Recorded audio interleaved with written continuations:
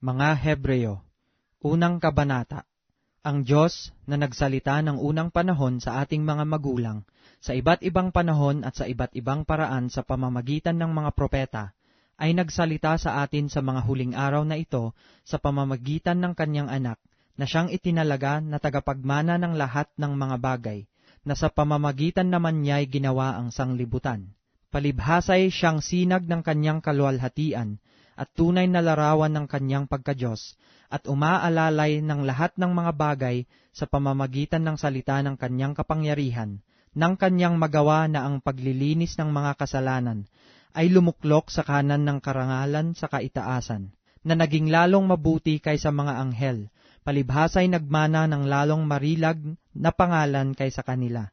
Sapagkat kanino nga sa mga anghel sinabi niya kailanman, "Ikaw ay aking anak, ikaw ay aking ipinanganak ngayon," at muli ako'y magiging kanyang ama at siya'y magiging aking anak. At muli, nang dinadala niya ang panganay sa sangkalupaan ay sinasabi, at sambahin siya ng lahat ng mga anghel ng Diyos. At sinasabi niya tungkol sa mga anghel, yaong ginagawang mga anghel niya ang mga hangin, at ang kanyang mga ministro ay ningas ng apoy. Ngunit tungkol sa anak ay sinasabi, ang iyong luklukan, O Diyos, ay magpakailanman, at ang setro ng katuwiran ay siyang setro ng iyong kaharian. Inibig mo ang katuwiran at kinapuotan mo ang kasamaan. Kaya't ang Diyos mo ay nagbuhos sa inyo ng langis ng kasayahang higit sa iyong mga kasamahan. At ikaw, Panginoon, nang pasimulay inilagay mo ang kinasasaligan ng lupa, at ang mga langit ay mga gawa ng iyong mga kamay. Sila'y mga papahamak, datapwat ikaw ay nananatili, at silang lahat ay mga lulumang gaya ng isang kasuutan, at gaya ng isang balabal sila'y iyong bibilutin, at sila'y mapapalitang gaya ng kasuutan. Ngunit ikaw ay ikaw rin, at ang iyong mga taon ay di matatapos. Ngunit kanino sa mga anghel sinabi niya kailanman, "Lumuklok ka sa aking kanan," hanggang sa ang iyong mga kaaway ay gawin kong tungtungan ng iyong mga paa? Hindi baga silang lahat ay mga espiritong tagapaglingkod, na mga sinugo upang magsipaglingkod sa kapakinabangan ng mga gmamana ng kaligtasan? Ikalawang kabanata. Kaya't nararapat nating pagkatantuin ang mga bagay na narinig, baka sakaling tayo'y makahagpos. Sapagkat kung ang ipinangusap na salita sa pamamagitan ng mga anghel ay nagtibay, at ang bawat pagsalangsang at pagsuway ay tumanggap ng matuwid na parusa na kabayaran, paanong makatatanan tayo kung ating pabayaan ang ganitong dakilang kaligtasan, na ipinangusap ng Panginoon nung una ay pinatunayan sa atin sa pamamagitan ng mga nakarinig, na pawang sinaksihan naman ng Diyos na kasama nila sa pamamagitan ng mga tanda at mga kababalaghan at ng saganang kapangyarihan at ng mga kaloob ng Espiritu Santo ayon sa kanyang sariling kalooban, sapagkat hindi niya ipinasakop sa mga anghel ang sanglibutang darating, na siya naming isinasaysay. Ngunit pinatunayan ng isa sa isang dako, na sinasabi, ano ang tao upang siya'y iyong alalahanin, o ang anak ng tao upang siya'y iyong dalawin? Siya'y ginawa mong mababa ng kaunti kaysa mga anghel. Siya'y pinutungan mo ng kaluwalhatian at ng karangalan, at siya'y inilagay mo sa ibabaw ng mga gawa ng iyong mga kamay. Inilagay mo ang lahat ng mga bagay sa pagsuko sa ilalim ng kanyang mga paa, sapagkat nang pasukin niya ang lahat ng mga bagay sa kanya, ay wala siyang iniwan na di sumuko sa kanya. Ngunit ngayon ay hindi pa natin nakikitang sumuko sa kanya ang lahat ng mga bagay, kundi nakikita natin ang ginawang mababa ng kaunti kaysa mga anghel, sa makatuwid ay si Jesus, na dahil sa pagbata ng kamatayan ay pinutungan ng kaluwalhatian at karangalan, upang sa pamamagitan ng biyaya ng Diyos ay lasapin niya ang kamatayan dahil sa bawat tao. Sapagkat marapat sa kanya na pinag-ukulan ng lahat ng mga bagay, at sa pamamagitan niya ang lahat ng mga bagay, sa pagdadala ng maraming anak sa kaluwalhatian, na gawing sakdal siyang may gawa ng kaligtasan nila sa pamamagitan ng mga sakit. Sapagkat ang nagpapaging banal at ang mga pinapaging banal ay pawang sa isa, na dahil dito'y hindi siya nahihiyang tawagin silang mga kapatid, na sinasabi, ibabalita ko ang iyong pangalan sa aking mga kapatid, sa gitna ng kapisanan ay aawitin ko ang kapurihan mo. At muli, ilalagak ko ang aking pagkakatiwala sa kanya. At muli, narito, ako at ang mga anak na ibinigay sa akin ng Diyos. Dahil sa ang mga anak ay may mga bahagi sa laman at dugo, siya na may gayon ding nakabahagi sa mga ito, upang sa pamamagitan ng kamatayan ay kanyang malipol yaong mga paghahari sa kamatayan, sa makatuwid ay ang dyablo, at mailigtas silang lahat na dahil sa takot sa kamatayan ay nangasa ilalim ng pagkakaalipin sa buong buhay nila, sapagkat tunay na hindi niya tinutulungan ang mga anghel, kundi tinutulungan niya ang binhi ni Abraham. Kaya't nararapat sa kanya na sa lahat ng mga bagay ay matulad sa kanyang mga kapatid, upang maging isang dakilang saserdoteng maawain at tapat sa mga bagay na nauukol sa Diyos, upang gumawa ng pangpalubag loob patungkol sa mga kasalanan ng bayan.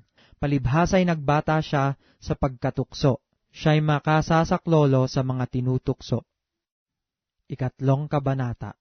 Kaya, mga banal na kapatid, mga may bahagi sa pagtawag ng kalangitan, inyong isipin ng apostol at dakilang saserdote na ating kinikilala, si Jesus, na siya'y tapat sa naglagay sa kanya na gaya rin naman ni Moises sa buong sangbahayan niya, sapagkat siya ay inaring may karapatan sa lalong kaluwalhatian kaysa kay Moises, palibhasa'y may lalong karangalan kaysa bahay, yaong nagtayo ng bahay, sapagkat ang bawat bahay ay may nagtayo, datapwat ang nagtayo ng lahat ng mga bagay ay ang Diyos. At sa katotohanang si Moises ay tapat sa buong sangbahayan niya, gaya ng lingkod, na pinakapatotoo sa mga bagay na sasabihin pagkatapos, datapwat si Kristo, gaya ng anak ay puno sa bahay niya, na ang bahay niya ay tayo, kung ating ingatang matibay ang ating pagkakatiwala at pagmamapuri sa pag-asa natin hanggang sa katapusan.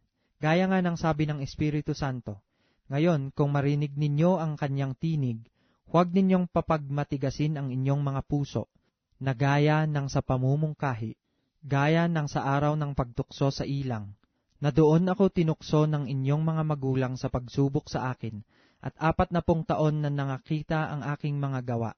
Dahil dito'y nagalit ako sa lahing ito, at aking sinabi, laging sila'y nangagkakamali sa kanilang puso, ngunit hindi nila nangakilala ang aking mga daan. Ano pat aking isinumpa sa aking kagalitan, sila'y hindi magsisipasok sa aking kapahingahan. Magsipag-ingat kayo, mga kapatid. Baka sakalin mayroon sa kanino man sa inyo ng isang pusong masama na walang pananampalataya, na naghihiwalay sa inyo sa Diyos na buhay. Ngunit kayo'y mangagpangaralan sa isa't isa araw-araw, samantalang sinasabi, ngayon, baka papagmatigasin ang sino man sa inyo ng daya ng kasalanan. Sapagkat tayo'y nagiging kabahagi ni Kristo, kung ating iniingatang matibay ang pasimula ng ating pagkakatiwala hanggang sa katapusan, samantalang sinasabi, ngayon, kung marinig ninyo ang kanyang tinig, huwag ninyong papagmatigasin ang inyong mga puso, na gaya ng sa pamumungkahi, sapagkat sino-sino na pagkarinig ay namungkahi, ngunit hindi ba gayaong lahat na nagsialis sa Ehipto sa pamamagitan ni Moises? At sino-sino ang kinagalitan niyang 40 taon? Hindi ba gayaong nangagkasala, na ang kanilang mga katawan ay nangabuwal sa ilang? At sa kani-kanino isinumpa niyang hindi makapapasok sa kanyang kapahingahan, kundi yaong mga nagsisuway, at nakikita natin na sila'y hindi nakakapasok dahil sa kawalan ng pananampalataya. 4 Kabanata. Mga takot nga tayo, yamang may iniwang pangako ng pagpasok sa kanyang kapahingahan, baka sakaling sino man sa inyo ay maging tulad sa di nakaabot niyaon, sapagkat tunay na tayo'y pinangaralan ng mabubuting balita, gaya rin naman nila, ngunit hindi nila pinakinabangan ang salitang napakinggan, dahil sa walang kalakip na pananampalataya ang nangakarinig, sapagkat tayong nagsisipanampalataya ay nagsisipasok sa kapahingahang yaon, gaya ng sinabi niya, gaya ng aking isinumpa sa aking kagalitan, sila'y hindi magsisipasok sa aking kapahingahan, bagamat ang mga gawa ay nangatapos mula nang itatag ang sanglibutan, sapagkat sa isang dako ay sinabi niya ang ganito tungkol sa 7 araw, at nagpahinga ng 7 araw ang Diyos sa lahat ng kanyang mga gawa. At sa dakong ito ay muling sinabi, sila'y hindi magsisipasok sa aking kapahingahan, kaya't yamang may natitira pang ibang dapat magsipasok doon. At ang mga pinangaralan ng una ng mabubuting balita ay hindi nangapasok dahil sa pagsuway, ay muling nagtangi siya ng isang araw. Ngayon, pagkatapos ng ilang panahon na sinabi sa mga awit ni David, Ayon sa sinabi na ng una, ngayon, kung marinig ninyo ang kanyang tinig, huwag ninyong papagmatigasin ang inyong mga puso, sapagkat kung ibinigay sa kanila ni Josue ang kapahingahan, ay hindi na sana niya sasalitain pagkatapos ang ibang araw. May natitira pang ang isang pamamahingang Sabat, ukol sa bayan ng Diyos, sapagkat ang pumasok sa kanyang kapahingahan ay nagpahinga naman sa kanyang mga gawa, gaya ng Diyos sa kanyang mga gawa. Magsipagsikap nga tayo ng pagpasok sa kapahingahang yaon, upang huwag marapa ang sino man ayon sa gayong halimbawa ng pagsuway. Sapagkat ang salita ng Diyos ay buhay, at mabisa, at matalas kaysa alinmang tabak na may 2 talim, at bumabaon hanggang sa paghihiwalay ng kaluluwa at espiritu, ng mga kasukasuan at ng utak, at madaling kumilala ng mga pag-iisip at mga haka ng puso. At walang anumang nilalang na hindi nahahayag sa kanyang paningin, ngunit ang lahat ng mga bagay ay hubad at hayag sa harapan ng mga mata niyaong ating pagsusulitan. Yaman ngang tayo'y mayroong isang lubhang dakilang saserdote na pumasok sa kalangitan, si Jesus na anak ng Diyos, ay ingatan nating matibay ang ating pagkakakilala, sapagkat tayo'y walang isang dakilang saserdote na hindi maaaring mahabag sa ating kahinaan, kundi isa na tinukso sa lahat ng mga paraan, gaya rin naman natin gayon may walang kasalanan. Magsilapit nga tayong may pagkakatiwala sa luklukan ng biyaya, upang tayo'y magsipagtamo ng awa, at mga kasumpong ng biyaya upang tumulong sa atin sa panahon ng pangangailangan.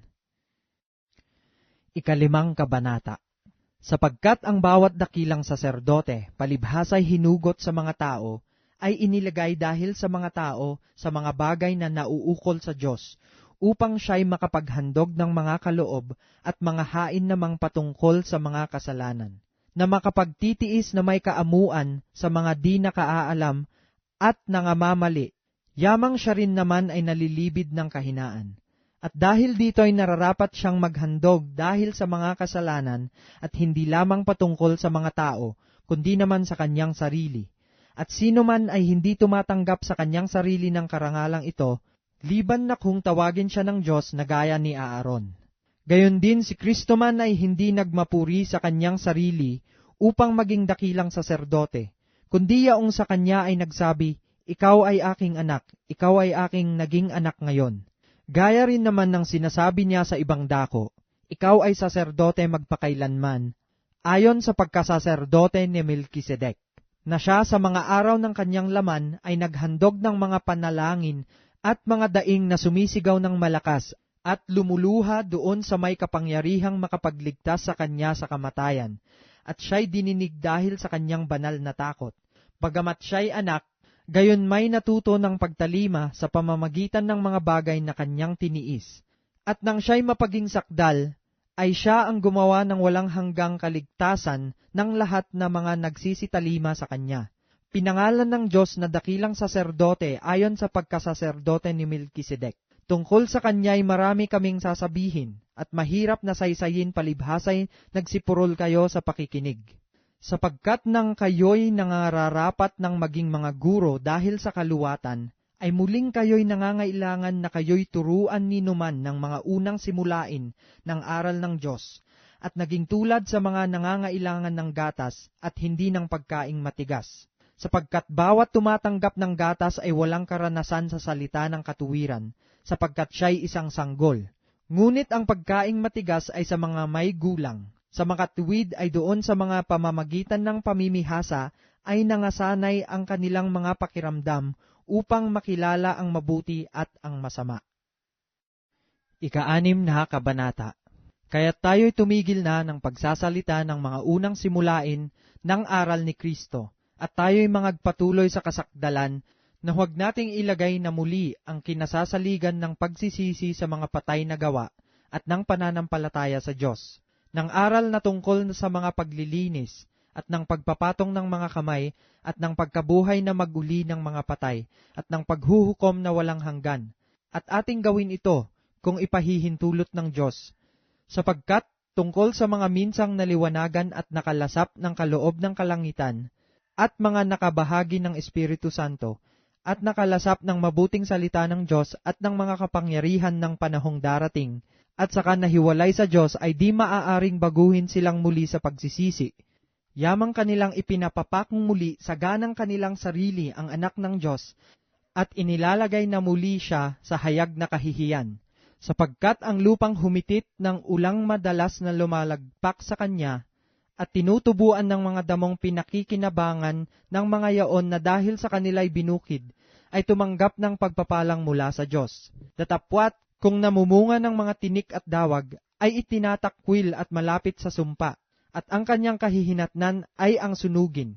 Ngunit, mga minamahal, naniniwala kaming lubos sa magagaling na bagay tungkol sa inyo, at sa mga bagay na kalakip ng pagkaligtas, bagamat kami ay nagsasalita ng ganito, sapagkat ang Diyos ay hindi liko upang limutin ang inyong gawa at ang pag-ibig na inyong ipinakita sa kanyang pangalan, sa inyong paglilingkod sa mga banal, at hanggang ngayon nagsisipaglingkod kayo. At ninanasa namin na ang bawat isa sa inyo ay magpakita ng gayunding sikap sa ikalulubos ng pag-asa hanggang sa katapusan, na huwag kayong mga tamad, kundi mga tagatulad kayo sa mga nasa pamamagitan ng pananampalataya at ng pagtitiis, ay nagsisipagmana ng mga pangako.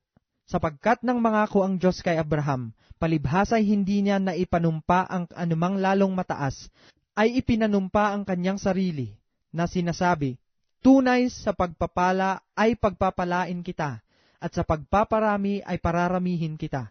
At sa ganito, nang makapaghintay na may pagtitiis, ay nagtamo siya ng pangako, sapagkat ipinanunumpa ng mga tao ang lalong mataas, at sa bawat pagtatalo nila'y ang sumpa sa pagpapatotoo ang siyang katapusan. Sa ganito, sa pagkaibig ng Diyos na maipakitang lalong sagana sa mga tagapagmana ng pangako ang kawalan ng pagbabago ng kanyang pasya, ay ipinamagitan ang sumpa, upang sa dalawang bagay na di mababago, na diya'y di maaaring ang Diyos ay magbulaan, ay magkaroon tayo ng isang matibay na kasiglahan, tayong nangagsitakas na sumakanlong upang mangapit sa pag-asang nalalagay sa ating unahan, na ating inaring tulad ng sinepete ng kaluluwa, isang pag-asa na matibay at matatag at pumapasok sa nasa loob ng tabing, na dooy pumasok dahil sa atin si Jesus, na gaya ng pangunahin na naging dakilang saserdote magpakailanman ayon sa pagkasaserdote ni Melkisedek.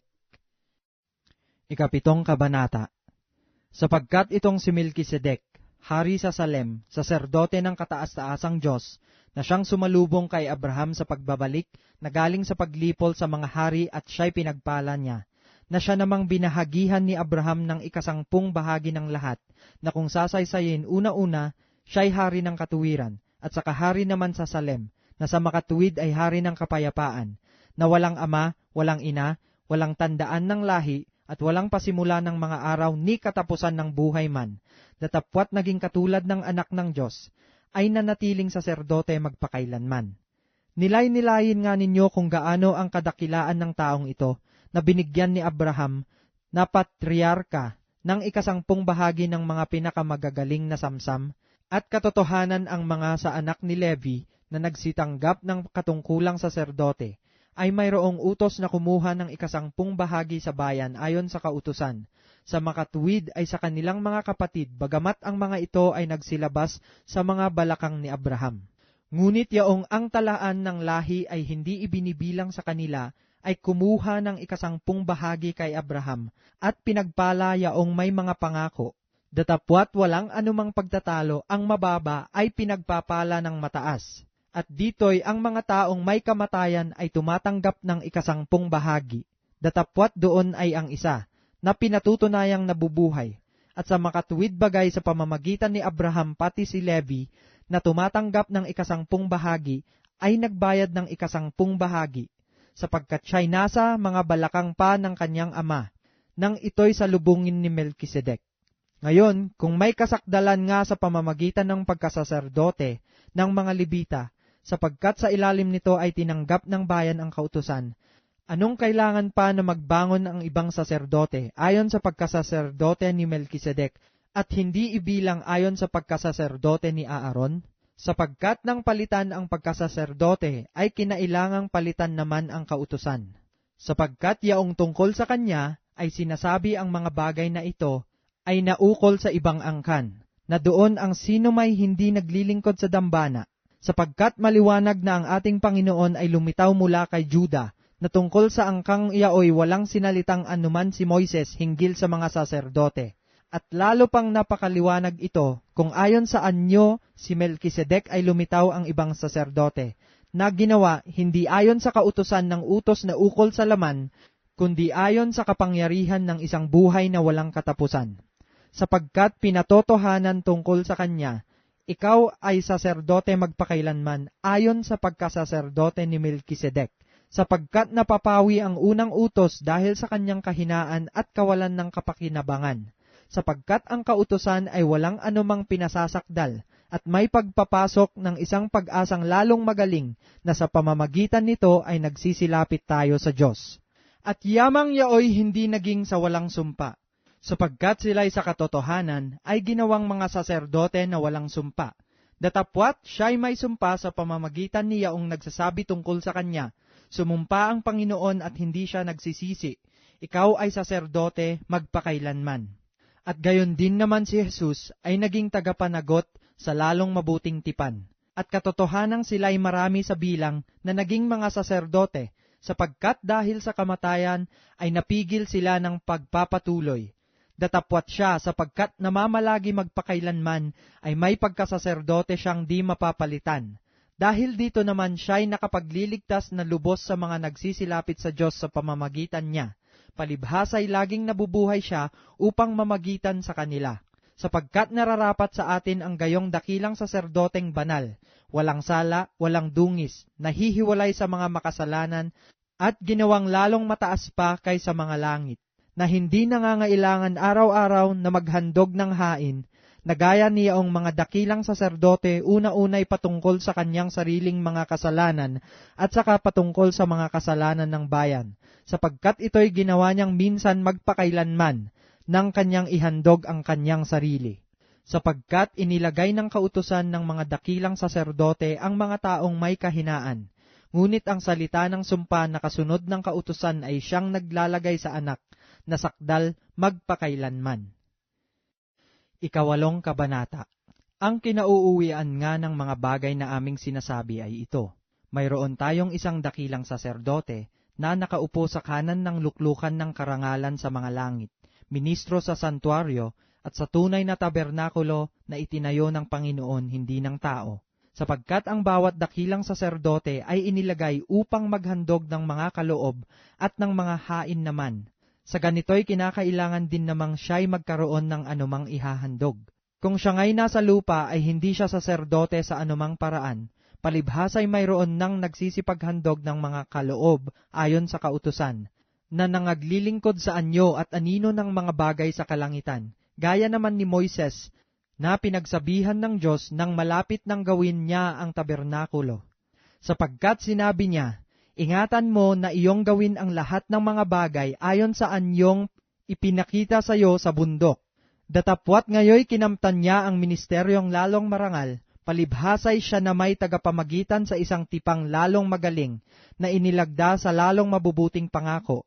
Sapagkat kung ang unang tipang yaon ay naging walang kakulangan, ay hindi na sana inihanap ng pangangailangan ang ikalawa. Sapagkat sa pagkakita ng kakulangan sa kanila, ay sinabi niya, narito, dumarating ang mga araw. Sinasabi ng Panginoon na ako'y gagawa ng isang bagong pakikipagtipan sa sangbahayan ni Israel at sa sangbahayan ni Juda.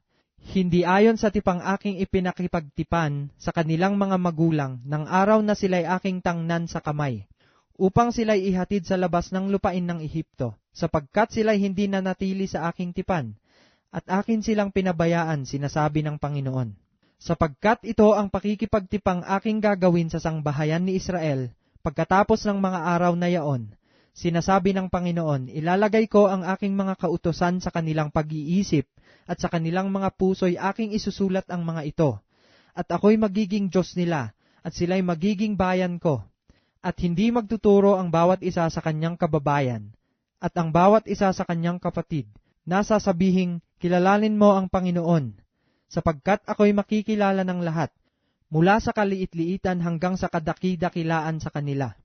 sapagkat ako'y magiging mahabagin sa kanilang kalikuan, at ang kanilang mga kasalanan ay hindi ko naaalalahanin pa.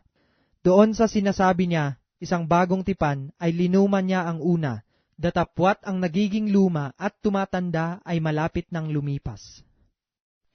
Ikasyam na kabanata. Ngayon, ang unang tipan din ay nagkaroon ng mga palutuntunan ng pagsamba sa Diyos, at ng kanyang santuaryo, ang santuaryo ng sanglibutang ito, sapagkat inihanda ang isang tabernakulo, ang una, na kinaroroonan ng kandelero, at ng dulang, at ng mga tinapay na handog, na siyang tinatawag na dakong banal. At sa likod ng ikalawang tabing ay ang tabernakulo na tinatawag na dakong kabanal-banalan, na may isang gintong dambana ng kamangyan at kaban ng tipan, at ang paligid ay nakakalupkupan ng ginto, na siyang kinaroroonan ng sisidlang ginto na may lamang mana, at tungkod ni Aaron na namulaklak, at mga tapyas na bato ng tipan. At sa ibabaw nito ay ang mga kirubin ng kaluwalhatian na nangagsisililim sa luklukan ng awa, na ang mga bagay na ito ay hindi natin mapag-uusapan ngayon ng isa-isa. At sa ganitong pagkahanda ng mga bagay na ito, sa unang tabernakulo ay palaging nagsisipasok ang mga saserdote na tinutupad ang mga katungkulan. Datapwat sa ikalawa ay pumapasok na nag-iisa ang dakilang saserdote, minsan sa isang taon na hindi walang dalang dugo, na inihahandog na patungkol sa kanyang sarili at sa mga kamalian ng bayan, na ipinakikilala ng Espiritu Santo na hindi pa naihahayag ang pagpasok sa dakong banal, samantalang natatayo pa ang unang tabernakulo, na yaoy isang talinghaga ng panahong kasalukuyan. Ayon dito ay inihahandog ang mga kaloob at ang mga hain tungkol sa budhi na hindi magpapasakdal sa sumasamba. Palibhasay palatuntunan lamang na ukol sa laman na iniatang hanggang sa panahon ng pagbabago, gaya ng mga pagkain at mga inumin at sari-saring paglilinis.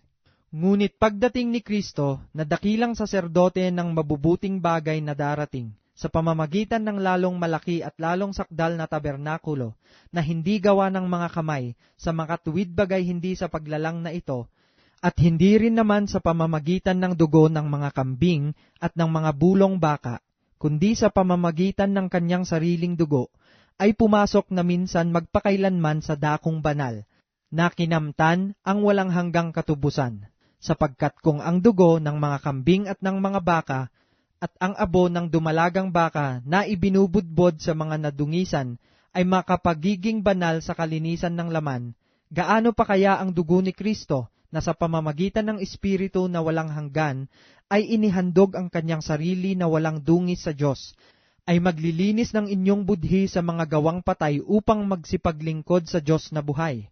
At dahil dito, siya ang tagapamagitan ng isang bagong tipan, upang sa pamamagitan ng isang kamatayan na ukol sa ikatutubos ng mga pagsalangsang na nasa ilalim ng unang tipan, ang mga tinawag ay magsitanggap ng pangako na manang walang hanggan. Sapagkat kung saan mayroong tipan, dooy kinakailangan ang kamatayan ng gumawa niyaon. Sapagkat ang isang tipan ay may kabuluhan kung mamatay ang gumawa. Sa ibang para ay walang anumang kabuluhan samantalang nabubuhay ang gumawa.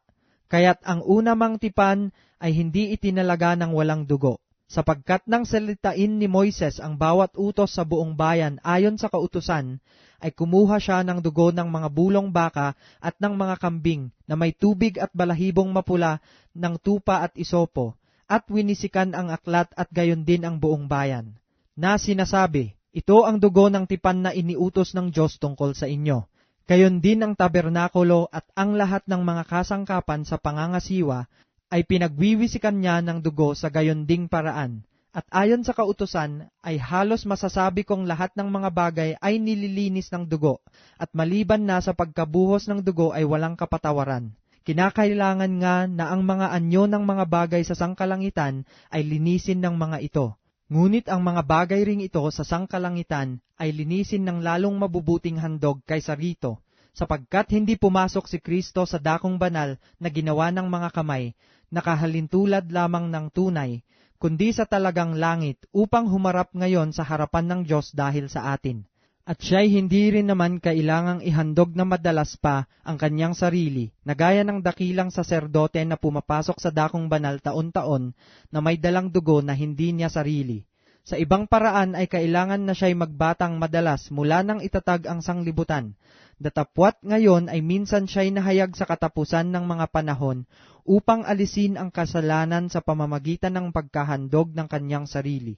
At kung paanong itinakda sa mga tao ang mamatay na minsan, at pagkatapos nito ay ang paghuhukom, ay gayon din naman si Kristo, na inihandog na minsan upang dalhin ang mga kasalanan ng marami, sa ikalaway pakikita na hiwalay sa kasalanan, sa ikaliligtas ng mga nagsisipaghintay sa Kanya. Ikasampung kabanata. Sapagkat ang kautusan na may isang anino ng mabubuting bagay na darating, hindi ang tunay na larawan ng mga bagay, kailan pa man ay di maaaring magpasakdal sa mga nagsisilapit sa pamamagitan ng mga hain na laging inihahandog sa taon-taon. Sa ibang paraan ay hindi kaya baga nagsipaglikat sila ng paghahandog? Sapagkat ang mga nagsisisamba, yamang nalinis na minsan, ay hindi na sana nagkaroon pa ng budhi sa mga kasalanan. Ngunit sa mga hain yaon ginagawa ang pag-aalaala sa mga kasalanan taon-taon. Sapagkat di maaari na ang dugo ng mga baka at ng mga kambing ay makapag-alis ng mga kasalanan. Kaya't pagpasok niya sa sanglibutan ay sinasabi, hain at handog ay hindi mo ibig, ngunit isang katawan ang sa akin ay inihanda mo. Sa mga handog na susunugin at mga haing patungkol sa mga kasalanan ay hindi ka nalugod. Nang magkagayoy sinabi ko, narito, ako'y pumarito, sa balumbon ng aklat ay nasusulat tungkol sa akin, upang gawin, O Diyos, ang iyong kalooban. Sa itaas ay sinasabi, mga hain at mga handog na susunuging buo at mga haing patungkol sa kasalanan ay hindi mo ibig at di mo rin kinalulugdan, mga bagay na inihahandog ayon sa kautusan. Saka sinabi niya, narito, ako'y pumarito upang gawin ang iyong kalooban. Inaalis niya ang una upang maitatag ang ikalawa. Sa kaloobang yaon, tayo'y pinapaging banal sa pamamagitan ng pagkahandog ng katawan ni Kristo na minsan magpakailanman. At katotohanang ang bawat saserdote na araw-araw ay nangangasiwa ng patayo at naghahandog na madalas ng gayon ding mga hain na hindi makaalis kailanpaman ng mga kasalanan. Ngunit siya, nang makapaghandog ng isa lamang hain patungkol sa mga kasalanan magpakailanman, ay umupo sa kanan ng Diyos. Buhat noon ay naghihintay hanggang sa ang kanyang mga kaaway ay maging tuntungan ng kanyang mga paa. Sapagkat sa pamamagitan ng isang paghahandog ay kanyang pinasakdal magpakailanman ang mga pinapagiging banal. At ang Espiritu Santo ay nagbibigay patotoo rin naman sa atin.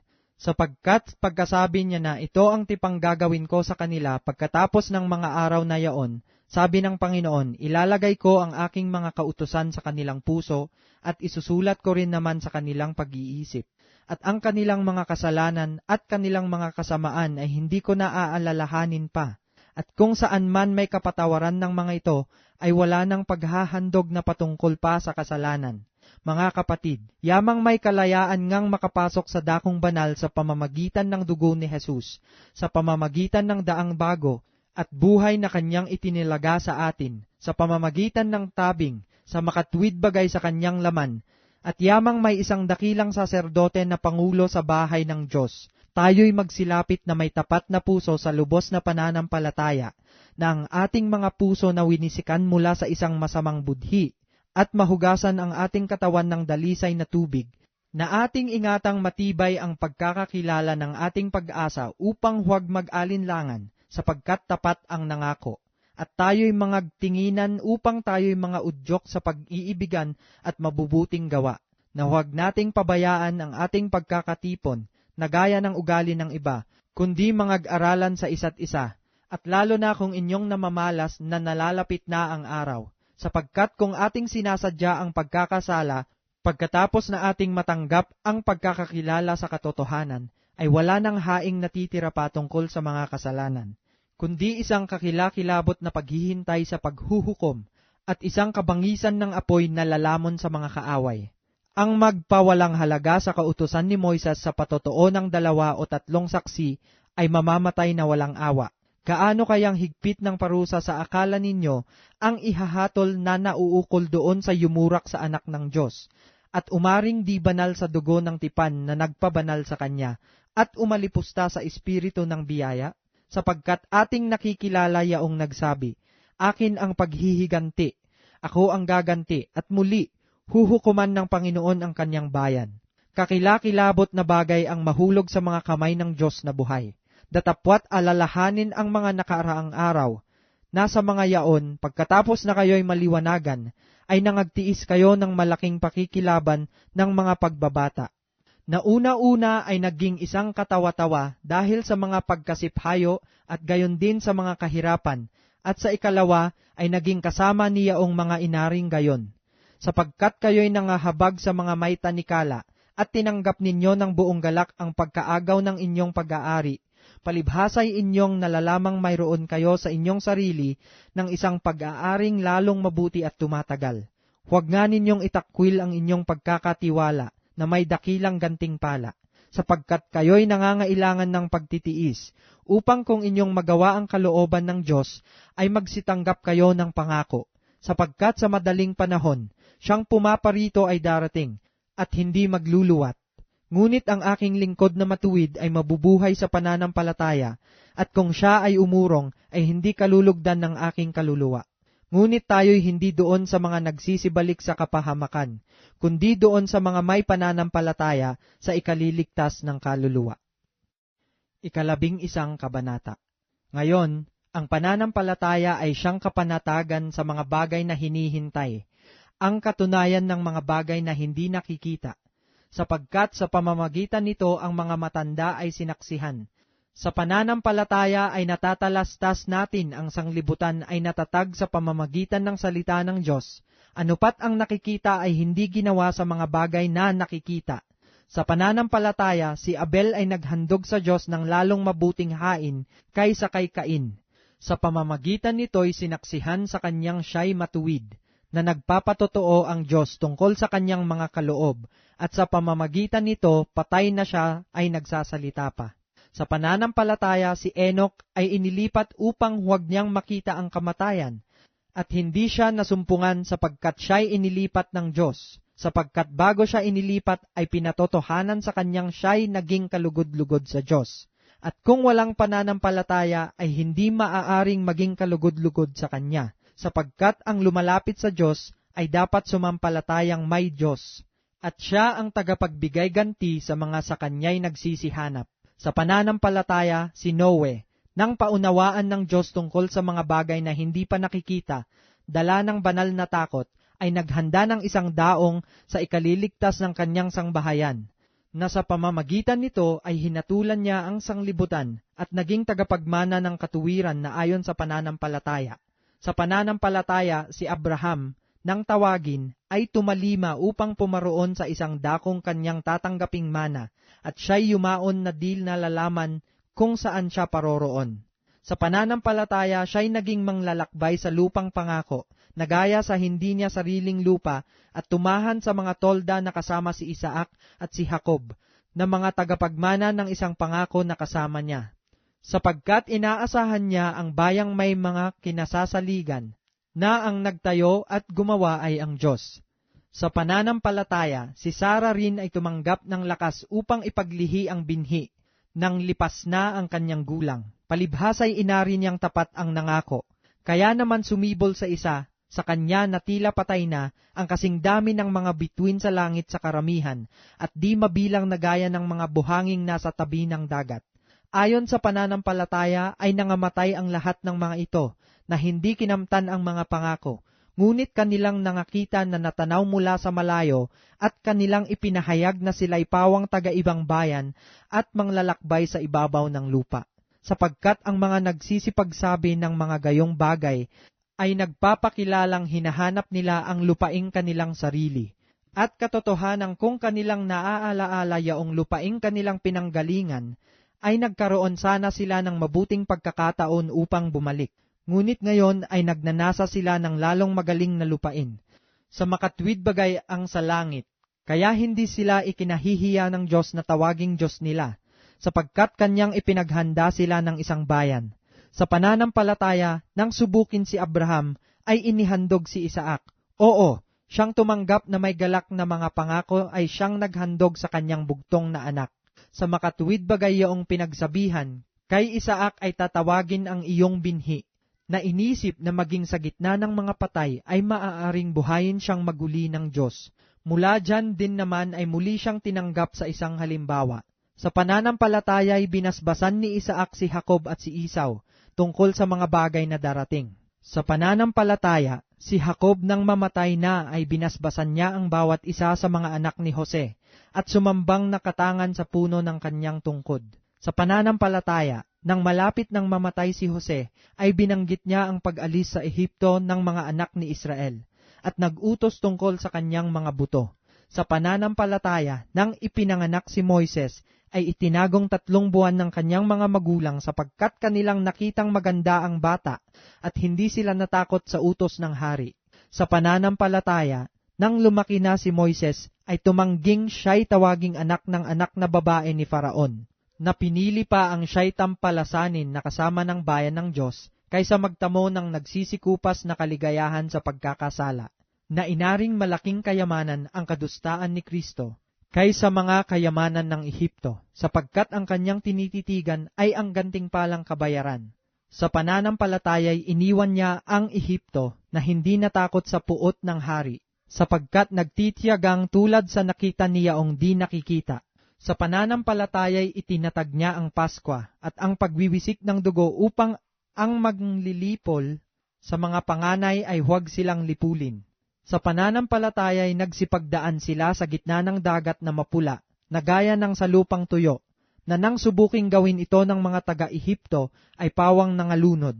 Sa pananampalataya'y nangalagpak ang mga kuta ng Jericho pagkatapos na makubkob na 7 araw.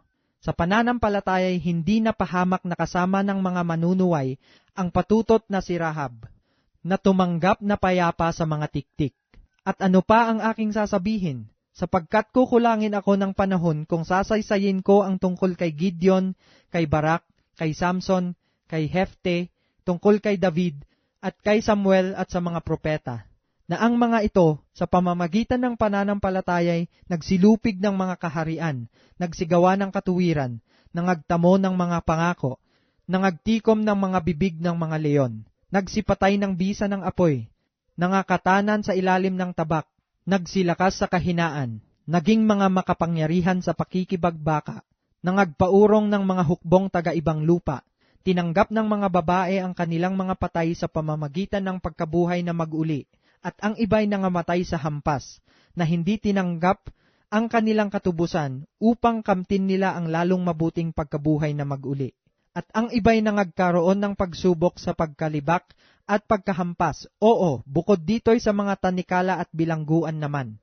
Sila'y pinagbabato, pinaglagari, pinagtutukso, pinagpapatay sa tabak. Sila'y nagsilakad na paruot parito, na may balat ng mga tupat kambing, na mga salat, nangapipighati, tinatampalasan, na sa mga yaon ay hindi karapat-dapat ang sanglibutan, na nangaliligaw sa mga ilang at sa mga kabundukan at sa mga yungib at sa mga lungga ng lupa. At ang lahat ng mga ito, nang sila'y mapatotohanan na dahil sa kanilang pananampalataya ay hindi kinamtan ang pangako, na ipinaghanda ng Diyos ng lalong mabuting bagay tungkol sa atin, upang sila'y huwag maging sakdal ng bukod sa atin. 12 Kabanata. Kaya't yamang nakukubkob tayo ng makapal na bilang ng mga saksi, itabi namang walang liwag ang bawat pasan, at ang pagkakasalang pumipigil sa atin, at ating takbuhing may pagtitiis ang takbuhing inilagay sa harapan natin, namasdan natin si Jesus na gumawa at sumakdal ng ating pananampalataya, na siya, dahil sa kagalakang inilagay sa harapan niya ay nagtiis ng krus, na niwalang bahala ang kahihiyan at umupo sa kanan ng luklukan ng Diyos. Sapagkat dili-dilihin ninyo yaong nagtiis ng gayong pagsalangsang ng mga makasalanan laban sa kanyang sarili, upang kayo'y huwag magsihina na manglupaypay sa inyong mga kaluluwa. Hindi pa kayo nakikipaglaban hanggang sa mabubo ang dugo, na nakikipag-away laban sa kasalanan, at inyong nilimot ang iniaral na ipinakikipagtalo sa inyong tulad sa mga anak. Anak ko, huwag mong waling bahala ang parusa ng Panginoon, o manglupaypay man kung ikaw ay pinagwiwikaan niya, sapagkat pinarurusahan ng Panginoon ang kanyang iniibig at hinahampas ang bawat tinatanggap na anak, na dahil sa ito'y parusa kayo'y nagtitiis. Inaari kayo ng Diyos na tulad sa mga anak, sapagkat alingang anak ang hindi pinarurusahan ng kanyang ama, datapwat kung kayo'y hindi pinarurusahan, napawang naranasan ng lahat, kung gayo'y mga anak sa ligaw kayo, at hindi tunay na anak. Bukod dito, tayo'y magkaroon ng mga ama ng ating laman upang tayo'y parusahan, at sila'y ating iginagalang, hindi baga lalong tayo'y pasasakop sa ama ng mga espiritu, at tayo'y mabubuhay? Sapagkat katotohanang tayo'y pinarusahan nilang ilang araw ayon sa kanilang minagaling, ngunit siya'y sa kapakinabangan natin, upang tayo'y makabahagi ng kanyang kabanalan. Lahat ng parusa sa ngayon ay tila man hindi ikaliligaya, kundi ikalulungkot, gayon may pagkatapos ay namumunga ng bungang mapayapa ng katuwiran sa mga nagsipagsanay sa pamamagitan nito. Kaya't itaas ninyo ang mga kamay na nakababa, at ang mga tuhod namang nanginginig, at magsigawa kayo ng matuwid na landas sa inyong mga paa, upang huwag maligaw ang pilay, kundi bagkus gumaling. Sundin ninyo ang kapayapaan sa lahat ng mga tao, at ang pagpapakabanal na kung wala ito'y sino man ay di makakakita sa Panginoon. Napakaingatan na baka ang sino may di makaabot sa biyaya ng Diyos. Baka kayo'y bagabagin ng anumang ugat ng kapaitan na sumisibol, at dahil dito'y mahawa ang marami. Baka magkaroon ng sino mang mapakiapid o mapaglapastangan gaya ni Isaw, na sa isang pinggang pagkain ay ipinagbili ang kanyang sariling pagkapanganay, sapagkat nalalaman ninyo na bagamat pagkatapos ay ninanasan niyang magmana ng pagpapala, siya'y itinakwil, sapagkat wala na siyang nasumpungang pagkakataon ng pagsisisi sa kanyang ama, bagamat pinagsisikapan niyang mapilit na lumuluha, sapagkat hindi kayo nagsilapit sa bundok na nahihipo, at nagliliyab sa apoy, at sa kapusikitan, at sa kadiliman at sa unos, at tunog ng pakapak, at tinig ng mga salita, na ang nakarinig na ang tinig na ito, ay nagsipamanhik na huwag nang sa kanila'y salitain pa ang anumang salita, sapagkat hindi matiis ang iniuutos, kahit ang isang hayop kung tumungtong sa bundok ay babatuhin. At totoong kakilakilabot ang napanood, ano pat sinabi ni Moises, ako'y totoong nasisindak at nanginginig. Datapwat nagsilapit kayo sa bundok ng Sayon, at sa bayan ng Diyos na buhay, ang Jerusalem sa kalangitan at sa mga di mabilang na hukbo ng mga anghel, sa pangkalahatang pulong at iglesia ng mga panganay na nangatatala sa langit, at sa Diyos na hukom lang lahat, at mga espiritu ng mga taong ganap na pinasakdal, at kay Jesus na tagapamagitan ng bagong tipan, at dugong pangwisik na nagsasalita ng lalong mabuti kaysa dugo ni Abel. Pag-ingatan ninyong kayo'y huwag tumanggi sa nagsasalita, sapagkat kung hindi nakatanan ang mga nagsitanggis sa nagbalita sa kanila sa ibabaw ng lupa, ay lalo pa tayong hindi makakatanan sa nagsisihiwalay doon sa nagbabalitang buhat sa langit, na ang tinig na yaon ay nagpayanig noon ng lupa, datapwat ngayoy nangako siya, na nagsasabi, minsan pang yayanigin ko, hindi lamang ang lupa, kundi pati ng langit. At itong salita, minsan pang ay pinakakahuluganan ang pag-aalis niyaong mga bagay na niyanig, gaya ng mga bagay na ginawa, upang mamalagi ang mga hindi niyanig. Kaya't pagkatanggap ng isang kahariang hindi magagalaw, ay magkaroon tayo ng biyayang sa pamamagitan nito, ay makapaghahandog tayong may paggalang at katakutan ng paglilingkod na nakalulugod sa Diyos, sapagkat ang Diyos natin ay isang apoy na mamumugnaw. 13 Kabanata. Mamalagi nawa ang pag-ibig sa mga kapatid. Huwag ninyong limutin ang pagpapakita ng pag-ibig sa mga taga-ibang lupa, sapagkat sa pamamagitan nito, ang iba'y walang malay na nakapagpapatuloy ng mga anghel. Alalahanin ninyo ang mga may tanikala, gaya ng kayo'y nangagagapos na kasama nila, ang mga tinatampalasan na gaya ng kayo naman ay tinatampalasan sa katawan. Maging marangal nawa sa lahat ang pag-aasawa, at huwag nawang magkadungis ang higaan, sapagkat ang mga mapakiapid at ang mga mapangalunya ay pawang hahatulan ng Diyos. Mangilag kayo sa pag-ibig sa salapi, mangagkasya kayo sa inyong tinatangkilik, sapagkat siya rin ang nagsabi, sa anumang paraan ay hindi kita papagkukulangin, sa anumang paraan ni hindi kita pababayaan. Ano pat ating masasabi ng buong tapang, ang Panginoon ang aking katulong, hindi ako matatakot. Anong magagawa sa akin ng tao? Alalahanin ninyo ang nangagkaroon ng pagpupuno sa inyo na siyang nangagsasalita sa inyo ng salita ng Diyos, at sa pagdidili-dili ng wakas ng kanilang pamumuhay, ay inyong tularan ang kanilang pananampalataya. Si Hesukristo ay siya ring kahapon at ngayon, oo at magpakailanman. Huwag nga kayong padala sa mga turong sari-sari at di kilala, sapagkat mabuti na ang puso ay patibayin sa pamamagitan ng biyaya, hindi sa pamamagitan ng mga pagkain, na di pinakikinabangan ng mga nag-abala sa kanila.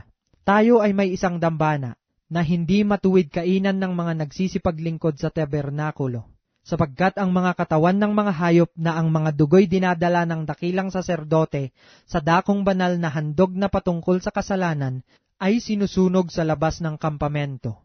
Kaya naman si Jesus, upang mapaging banal sa pamamagitan ng kanilang sariling dugo ang bayan, ay nagbata sa labas ng pintuan. Atin nga siyang labasin sa labas ng kampamento na dalhin natin ang kanyang pagkadusta, sapagkat dito'y wala tayong bayan na namamalagi, ngunit hinahanap natin ang bayan na darating. Sa pamamagitan nga niya ay maghandog tayong palagi ng hain ng pagpupuri sa Diyos, sa makatwid baga ay ng bunga ng mga labi na nagpapahayag ng kanyang pangalan. Datapwat ang paggawa ng mabuti, at ang pag-aabuloy ay huwag ninyong kalimutan, sapagkat sa mga gayong hain ang Diyos ay totoong nalulugod. Magsitalima kayo sa namiminuno sa inyo, at kayo'y pasakop sa kanila, sapagkat pawang nangagpupuyat dahil sa inyong mga kaluluwa, na parang sila ang mangagsusulit upang ito'y gawin nilang may kagalakan, at huwag may hapis, sapagkat sa ganito'y di ninyo mapapakinabangan. Idalangin ninyo kami, sapagkat kami naniniwalang lubos na kami ay may mabuting budhi, na nagnanasang mabuhay na marangal sa lahat ng mga bagay. At iniaaral ko sa inyong malabis na inyong gawin ito, upang ako'y masauli na lalong madali sa inyo.